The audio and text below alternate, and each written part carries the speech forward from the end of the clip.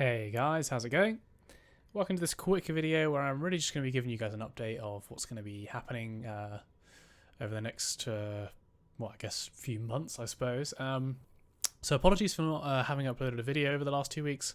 That's mainly been due to how busy I've been, both with my course and my job. So I haven't had much time really to do anything. I also just want to say that the person who won the Riven from 2 weeks ago still hasn't claimed it. So unfortunately, I'm probably going to be giving that away. Like I said, the person who will be next clockwise on the wheel, if they haven't responded to me by the time this video uploads, I'm sorry, but I did try and reply to your comment and get hold of you. Unfortunately, you did not respond, so I'm going to be giving that away to someone else because I don't know what my kind of game time is going to be like on Warframe in the near future. So yeah, I might not be around after that. So sorry about that. But yeah, other than that, I really wanted to talk a bit about obviously some of the changes that are coming to Warframe. I know a lot of people have been getting really antsy about Steel Essence changes, and I'm not excluded from this, and that's why I wanted to talk about something that I'm going to be dubbing the Warframe fear factor, or the DE fear factor, should we say. This is essentially a balance between what creators can upload versus what they should upload. And obviously this is to do with things being nerfed, things that we in the community don't want nerfed. And I'm going to focus this mainly on the Steel Essence problem that a lot of people are getting a bit crazy about in the recent patch or the dev workshop.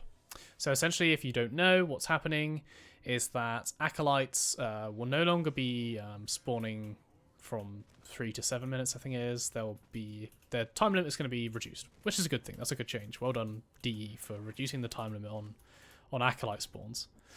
So that's the first thing. The second thing is that they are going to make it so that, and this is the kicker, that Steel Essence can no longer be left on the floor. You have to pick it up within 5 minutes or it will despawn. Now, obviously, there's been a lot of attention brought to this farming method that we've been doing, at least the farming method I use. I mean, I only uploaded like 1 or 2 videos on it, but there's a lot of people who have been like uploading videos about different ways you can do it, different rooms you can do it in, different places you can spawn the acolyte and kill him and stack the essence up. And I admire the tenacity of these people, the amount of time they put into this. So I feel a lot worse for them than I do for myself. But the fact of the matter is that this DE fear factor comes from content creators.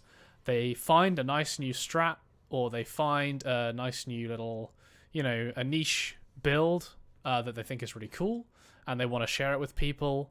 And so they upload it to YouTube, or they upload it wherever, Reddit, whatever it might be. And consequently, it gets a lot of attention. And as soon as the devs see it, it gets completely, drowned. So something will happen that nerfs it. And obviously, the devs clearly didn't like the fact that people were leaving Steel Essence on the floor and waiting for Kavat buffs to pick it up to get more. And I think that is probably the stupidest thing I have ever heard in any update patch notes in Warframe. These people who are farming like this, who are waiting for these ridiculous Kavat buffs, like 2 or 3 at a time, they're farming non-stop for 4 hours, sometimes in a mission, 3 or 4 hours. How is it slightly beneficial to how is it beneficial to sack that side of your community? I don't understand. So I'm so confused. Like, these are your most devoted players who are sitting in survival missions for 4 hours just to farm this stuff, and you've suddenly decided that you're gonna prevent that from happening. So yeah, good job. That's literally just basically, I mean, the other thing about that as well is that it's reduced the need to actually stay in these missions for any length of time. Before it was beneficial to stay in the mission longer, and it's no longer the case. You just, you pick up what you can and you get out. So that kind of sucks. And I feel like that is obviously because there's been a lot of attention put on this farming method. And I think that's completely wrong that they've done that. I don't understand the logic behind it.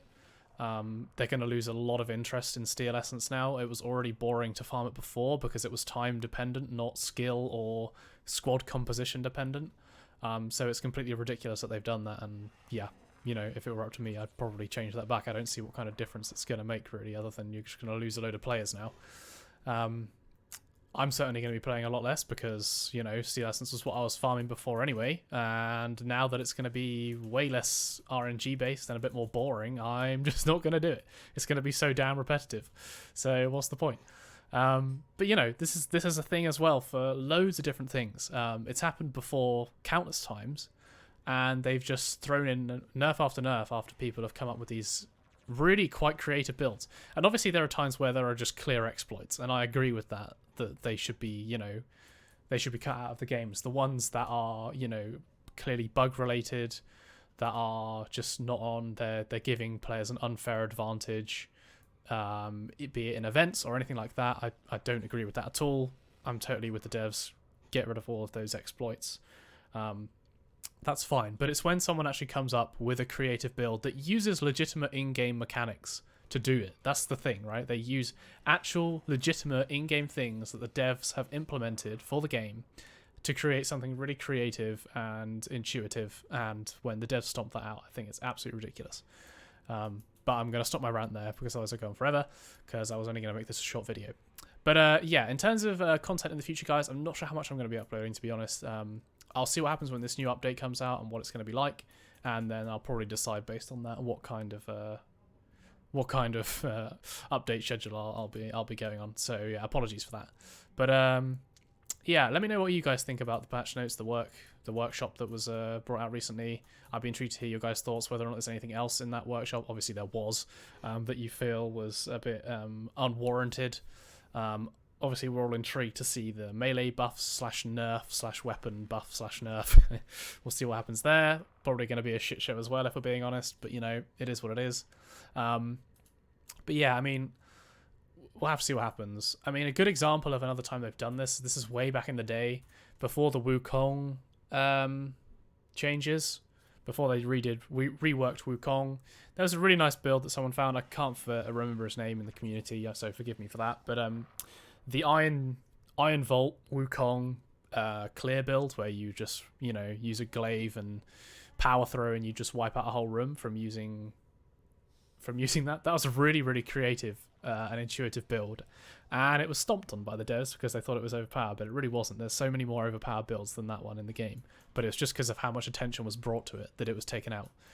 And obviously they reworked Wukong in the end anyway, so it didn't make much difference. But yeah, like I said, I'm going to stop my rant because otherwise I'm going to go on forever.